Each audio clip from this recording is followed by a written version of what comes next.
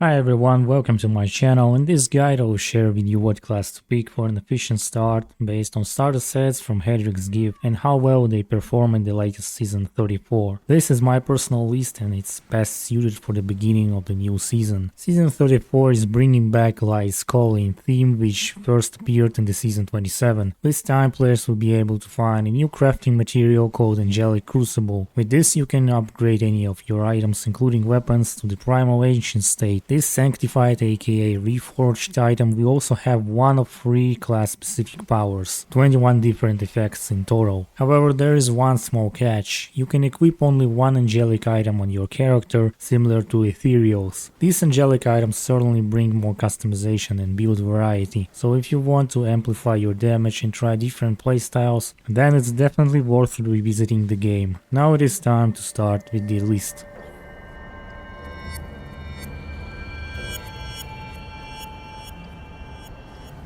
In 7th place we have the Crusader with the Aegis of Valor set. This set revolves around Fist of the Heavens and Heaven's Fury, requiring you to spam these abilities to deal damage and maintain some defensive bonuses. However, this constant casting limits your mobility and leaves you exposed to attacks. The set also restricts your skill options and doesn't offer much in terms of survivability, making early progression difficult. You'll need to stick to lower difficulty levels initially and work your way up to Torment 16 over time. Even with its massive damage boost to Fists of the Heavens and Heaven's Fury, the set doesn't perform well on its own. It relies heavily on extra legendary items to reach its full potential. This includes Shield of Fury to increase Heaven's Fury damage, Blade of the Fel to gain 2 additional rays and deal extra damage, craftable Captain Crimson set for improved toughness, cooldown reduction and resource reduction, Bracer of Fury for extra Heaven's Fury damage, and the Ring of Royal Grandeur to unlock more customization options. Without them you'll struggle to clear regular activities efficiently. Aegis of Valor also feels poorly suited for bounties or Nephilim Rifts, where its bonuses don't fit well to fast efficient farming. Greater Rifts is the only place where it shines, but even there it is far from the best. If you are determined to start the season as a Crusader, consider transitioning to the Akan set as soon as possible. Akan is more versatile, handles most content efficiently and offers a smoother experience overall, provided you can meet the cooldown reduction requirements to make it work effectively. For those sticking with the Aegis of Valor, prepare for a challenging start and a long grind to maximize your firepower.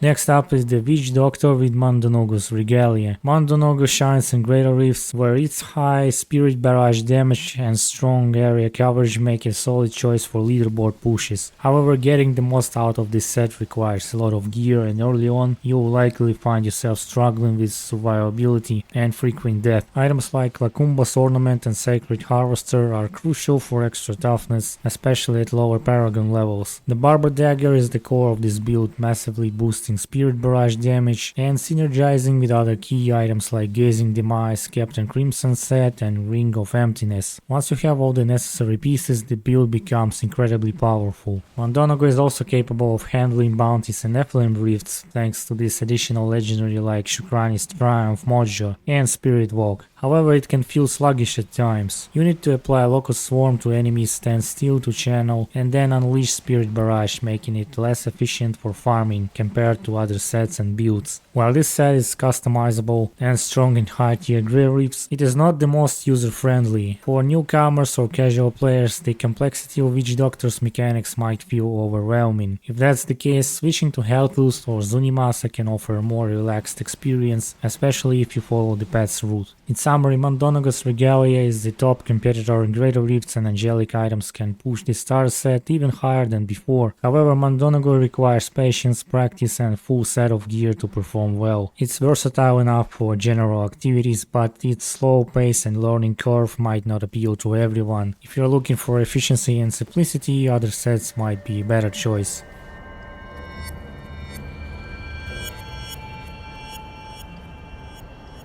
In 5th place we have Wizard with the Typhon's Veil set. This starter set has enough firepower almost from the start. Hydras can deal massive damage, but reaching higher torments and greater rifts would require a lot of essential gear. Core offensive items like Serpent Sparker, the Magistrate and Winter Flurry are key to boosting Hydra damage and controlling enemies. Tasker and Theo also help by increasing Hydra attack speed, while items like Fragment of Destiny and the Shame of the Elseer can make your signature spells just as deadly, especially in greater rifts. On the defensive side, items like Hail of Karini and Ashnagar's Blood Bracer are crucial for survival, and without them your wizard will struggle to withstand even minor hits. Although the list of necessary items seems daunting, Typhon's Veil isn't very complicated. The set performs well in both Nephilim and greater rifts, with Hydras able to target enemies across the map and keep you safe. However, these Hydras can sometimes attack the wrong targets, making gameplay feel a bit repetitive and frustrating. Despite this, the set is effective for clearing maps and farming efficiently in most activities. Even the newcomers can easily master this starter set. If it's not your favorite playstyle and you don't like pressing many skills, then consider switching to the Tal Rasha set. It offers a more dynamic experience, focusing on meteor pushing or explosive blast farming, while remaining versatile and customizable for your needs.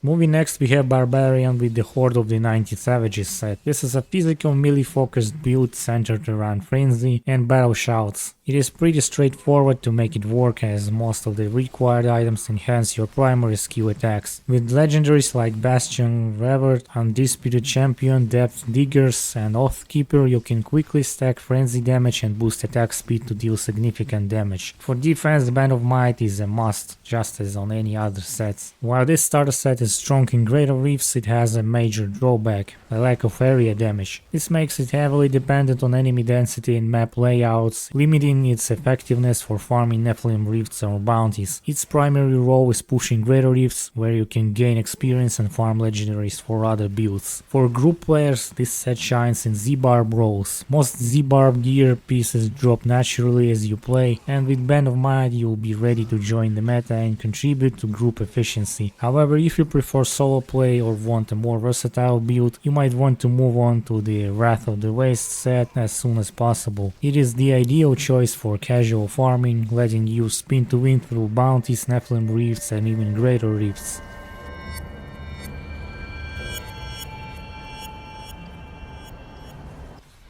Next in the list is Necromancer with the Masquerade of the Burning Carnival. This is an incredibly efficient starter set that works well across all the in-game activities. It is fun, straightforward and doesn't require a deep understanding of mechanics to perform well in both Greater Rifts and Nephilim Rifts. The best part about this set is how easy it is to get started. You can deal significant damage even without a full gear setup, and many of the essential items can be acquired quickly by converting rare sites to legendaries. Key items like Meltorius Petrified Spike and Sight of the Psycho drastically boost Bone Spear damage, while Gelmindor's Marrow Guards and Haunted Visions empower your simulacrums, ensuring they hit harder and stay active indefinitely. If you are looking for better mobility and survivability, Steward's Griefs and Dainty's Binding are excellent additions. Masquerade of the Burning Carnival is also great for farming. It can help you gather key items for Legacy of Dream builds while efficiently clearing rifts. If you are planning to focus on group play as DPS or ZNEC support, then this set is an excellent choice for Season 34. It is versatile, beginner friendly and highly effective for leveling up and farming experience.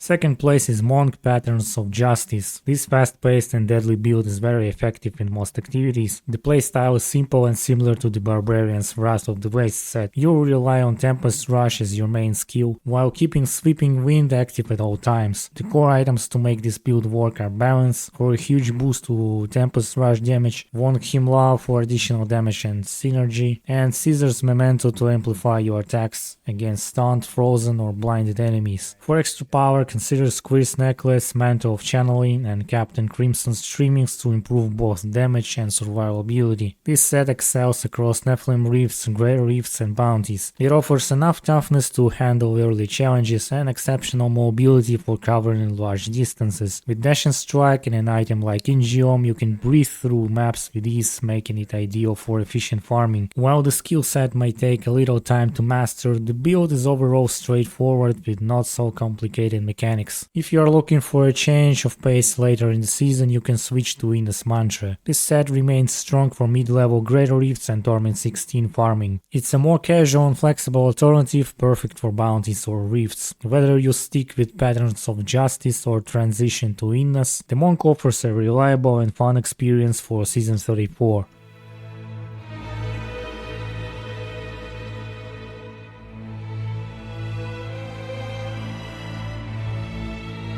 And the winner of my list is Demon Hunter with the Gear of Dreadlands set. There is no surprise that this class dominates the rankings once again, and it's easy to see why. It is fast, deadly, easy to master, and you don't need many legendaries. Whether you prefer bounties, Nephilim Rifts or high level Greater Rifts, this set gets the job done. Thanks to strafe ability and primary skill, enemies will struggle to land a single hit, and you can clear maps efficiently without even standing still. The only thing to keep in mind is reapplying momentum regularly to maintain maximum damage output. For optimal performance, you'll need items like the nice Curious Satchel to overpower Hungering Arrow, Hunter's Wrath for faster and stronger primary skills, and Depth Diggers for an extra damage boost. Young's Recurve is the best pick for speed farming, especially early on, as it significantly reduces resource costs, while defensive options like the Elusive Ring or Wraps of Clarity will keep your life at T16 and beyond. Craftable sets like Guardian's Jeopardy or Captain Crimson Trimmings also pair well with this build. This spin-to-win playstyle is incredibly satisfying and can carry you to Greater Rift level 100 with ease. Beyond that point, however, the set starts to lose effectiveness due to the limited area damage and the unpredictable trajectory of Hungering Arrow. This starter set also remains a viable choice for group play as a ZDH, supporting your team in meta builds with sentries. If your goal is to push high Greater Rifts beyond level 100, you might want to consider switching to other sets like Natalia's Vengeance or Marauder, as they offer high survivability and output damage. And now to sum up the video, just as with the ethereal, sanctified angelic items can easily shake the meta and bring more competitors to the leaderboards. Although finishing 150 GR has been a joke for a long time, these seasonal themes definitely make the game more fun and engaging. As for the seasonal conquest, here we have Sprinter to finish an entire story in 1 hour, which is mostly for pro players who have a spare time and gear. The boss mod for killing all bosses within 20 minutes. Here's the video guide on how to beat this conquest, feel free to check it out. On a good day is one of the easiest conquests this season. It is unlocked naturally simply by playing Greater Rifts and leveling legendary gems. And the final conquest is Years of War, which requires you to beat Greater Rifts level 55 on 6 different class sets. It is quite easy these days, but it's still time consuming to level up a new character, find all these sets and tune a build. And that is all for today. I hope you liked this video and the information was useful. Please consider subscribing and hit the like button. Thank you for watching and listening.